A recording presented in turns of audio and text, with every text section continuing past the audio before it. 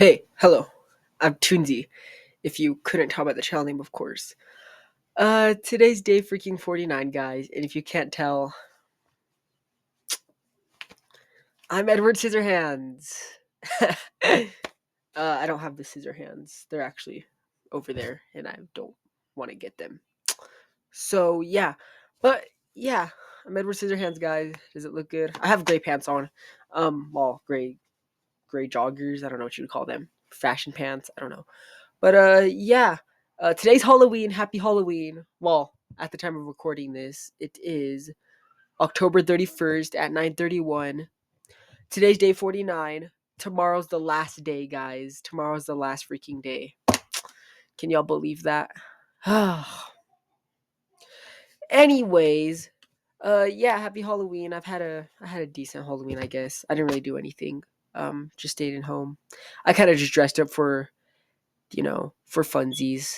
And yeah, today's song of the day is The Summer Ends by American Football. The genre is Midwest emo. And yeah, happy Halloween, everyone, even though y'all won't be seeing this until 2 days after, so which will be November 2nd. And yeah, let's get started. Oh, I don't think I mentioned what today's state is. Today's state is Wisconsin. Cheese! Everyone loves cheese there, I heard. Is that true, guys? I don't know. I'm gonna have to go to Wisconsin one day and figure that out. Also, I realize you guys hear my beepy in the noise in the freaking back. I need to change that. I need to freaking change that. Or someone does in my house. I don't know who, but someone needs to change that. I hear it at night when I'm sleeping and it's scary. Anyways, today's case is very well known. This today might be a long video. Hopefully it is. Hopefully it's around 12, 20 minutes. I don't want it to be like a gypsy roast, so I'm not gonna try to talk that much. Today's state is Wisconsin, though. Yeah. Day 49, and today's crime scene is about the Slender Man stabbing. I'm pretty sure everyone heard about this. And yeah, Morgan Gazer and Peyton Isabella Leutner, also known as Bella, were childhood best friends from Waukesha, Wisconsin.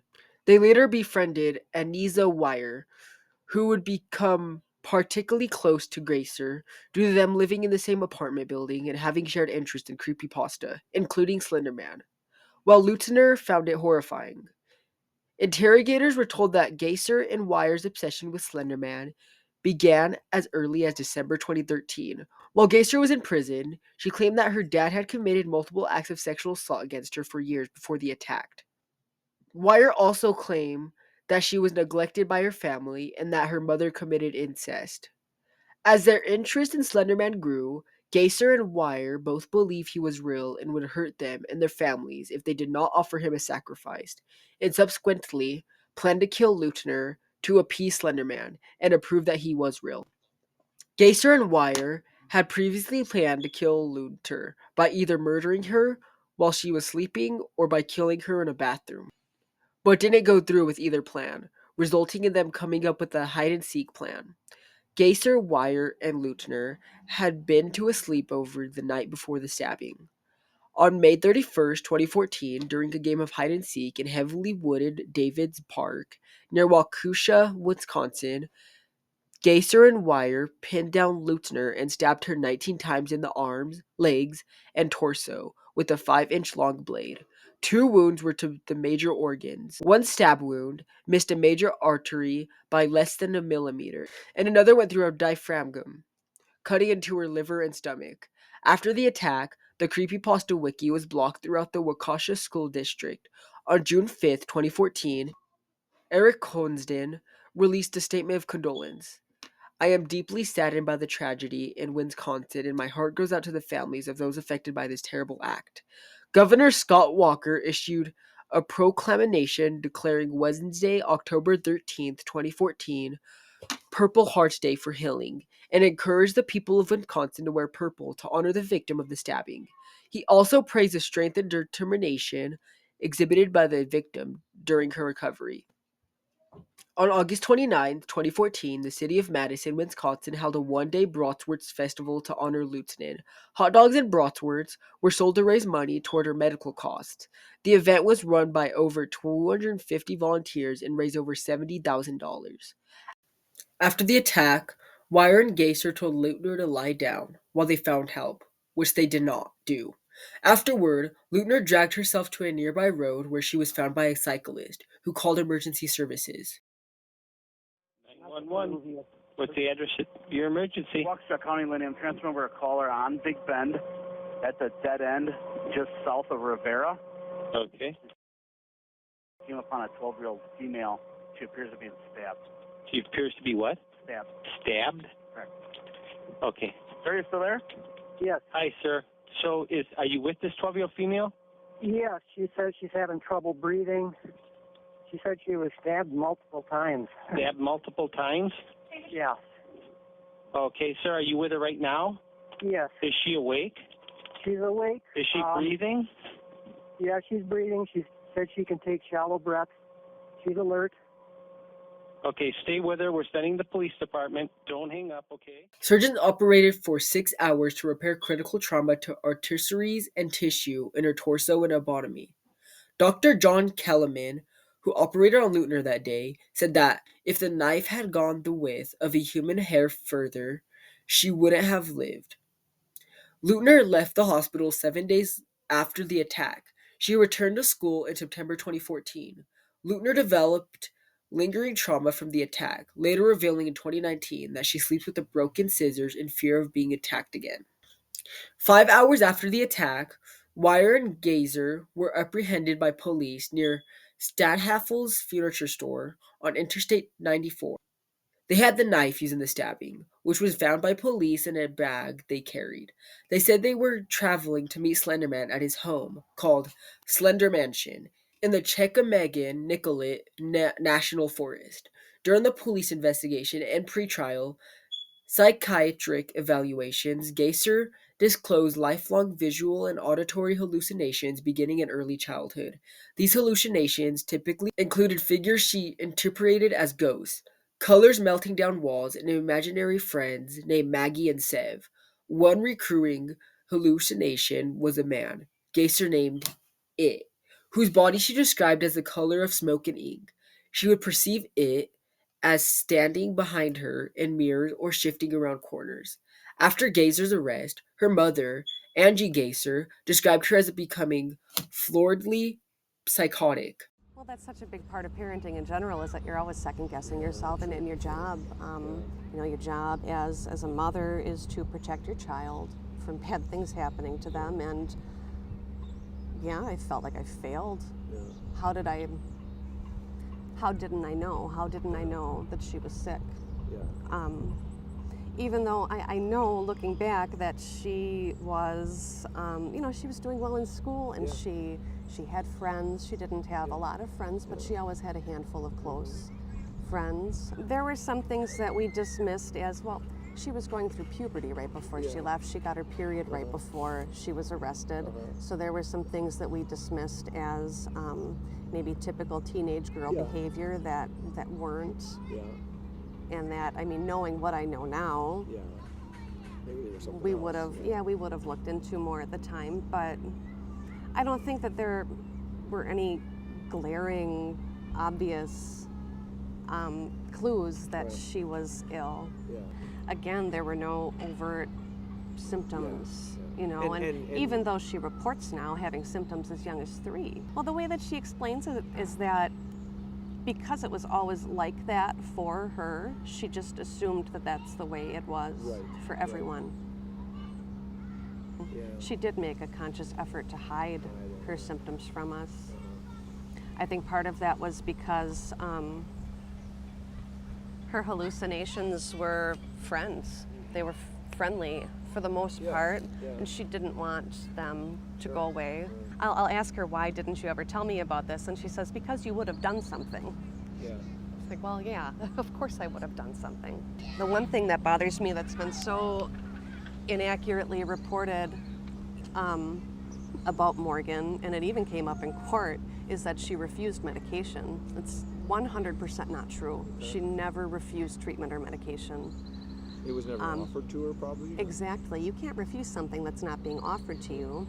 And the statement that so many, news sources have reported on, it's just not true. Okay.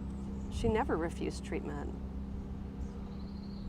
It bothers me because it was even listed as one of the reasons for denying her the reverse waiver, that she refused treatment. Well, that's not true.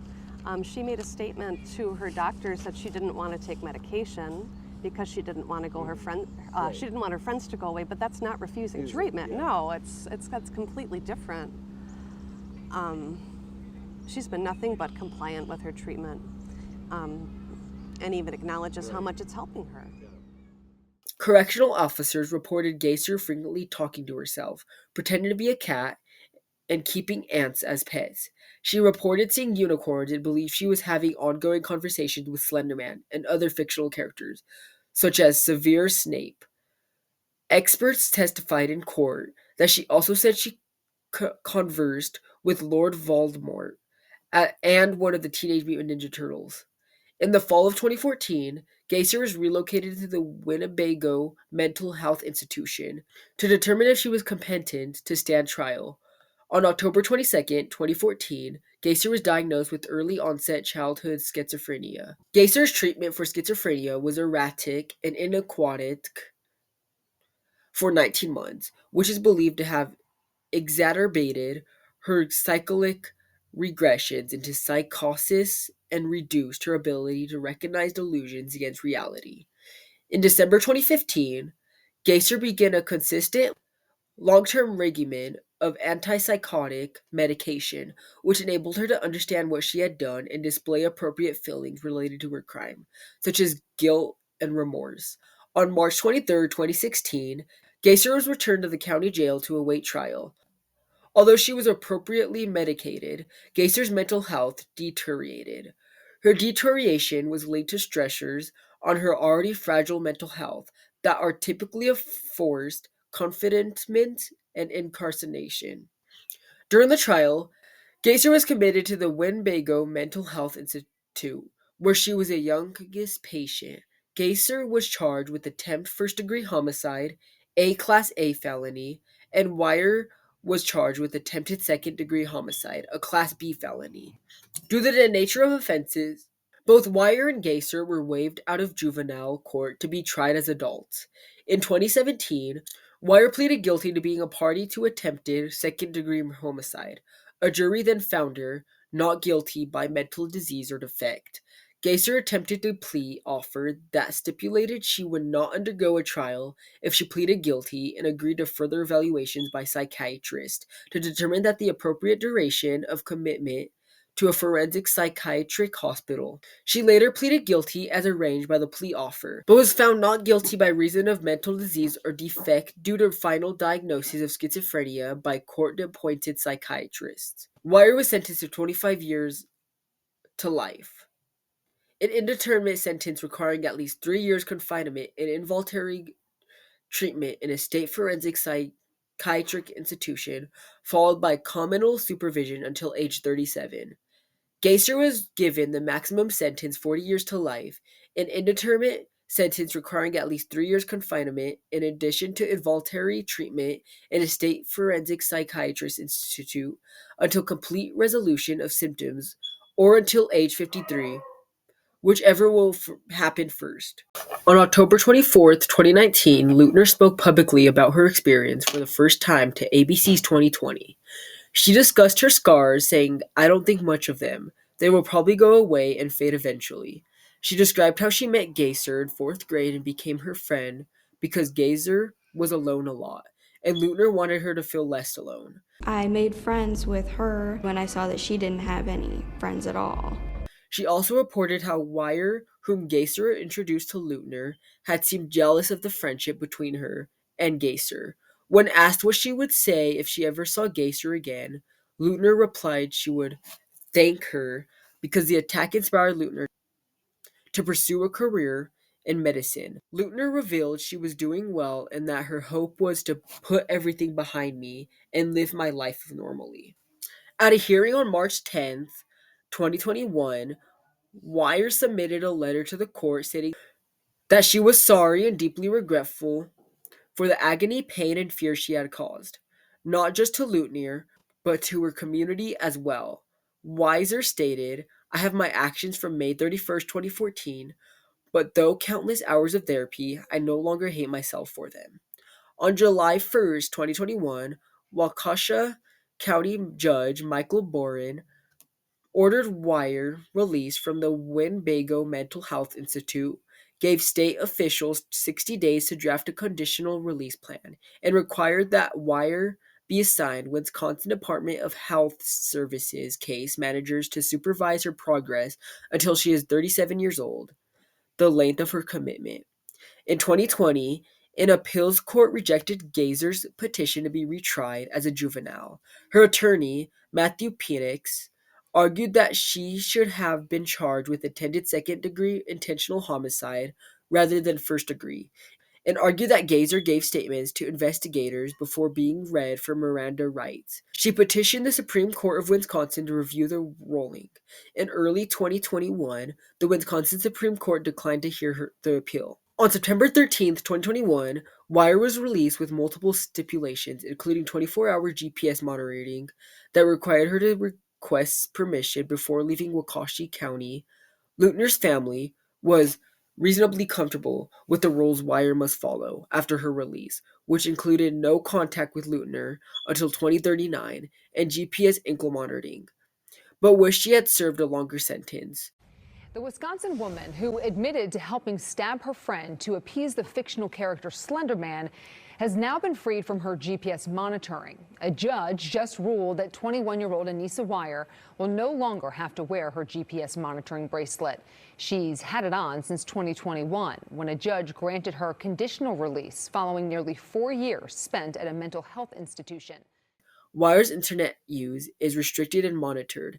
As part of her supervised release, she is not allowed to use any form of social media. Wire is required to take court-mandated psychiatric medication and is escorted to regular counseling sessions by a caseworker. She is required to live with her father while under the supervision of the court. In January 2024, Gazer petitioned the court for release, 2 years after withdrawing a petition in 2022. A judge denied this request for release at a hearing in April 2024. In January 2025, a court approved Gazer's appeal for release after experts noted considerable progress in battling mental illness. Gazer was also reported in this month to have started identifying as a transgender male, beginning a transition that included male pronouns. Court officials continued to refer to Gazer using female pronouns throughout the proceedings and in documentation, and most major media outlets have done the same in their recent reporting. In February 2025, Gazer's hearing for a possible plan to be released had been canceled because of new allegations that Gazer had violent communication with the man outside the facility and read a book in the facility with themes of sexual sadism and murder. Gazer's lawyer denied that Gazer did anything inappropriate. The 3 doctors who evaluated Gazer later testified that Gazer is well enough to be released and said the new allegations did not change their opinion. A new hearing in which a proposal for plans on Gazer's release had been laid out as being set for March 24th, 2025. This date was pushed back to April 28th, 2025. When released, Gazer was to live in a group home and be under supervision until 2058, remain under communal supervision, and undergo periodic revaluations intended to identify the need for reinstitution and or further treatment. Morgan Geyser, one of 2 people convicted in the Wisconsin Slender Man stabbing more than a decade ago, will be released from a mental hospital. Yeah, a judge in Waukesha County made that call today. Geyser, who's now 22, is leaving the Winnebago Mental Health Institute. Back in April, prosecutors shot down her first release plan. The victim's mom did not like that the group home was 8 miles from her daughter. It's terrible what the Leitner family went through. I mean, I don't think anybody in this process, especially me, would discount that or suggest otherwise. What I would say to them is that I believe, and the court believes, that Morgan has matured to a degree and has proven through conduct over the last decade that she is not a violent person. No word yet on when she will actually be out. That's it of today's video. This was absolutely crazy. The Slender Man murders. They were definitely schizophrenic or something of that kind. I don't understand why they would let them out though. Which, I mean, I guess they're not technically out, but they're still like out in the free. I mean, I guess they have somewhat control over them. But in the same time, it's I don't know. They shouldn't have just let them out. And yeah, crazy that they were little kids when they did it too. I don't know how they got a hold of knives. And yeah, I bet Lutner is traumatized for life. But yeah, that's the end of today's video. This one is a very interesting story. Includes Slender Man. I love creepypastas, so I knew this one right away. I've heard about this one before. Um, and yeah, tomorrow's day 50, guys. That's in the series tomorrow. Can y'all believe that? But yeah, I'll see you guys in the next one. I don't want to talk anymore because I don't want this video to be any longer. Bye.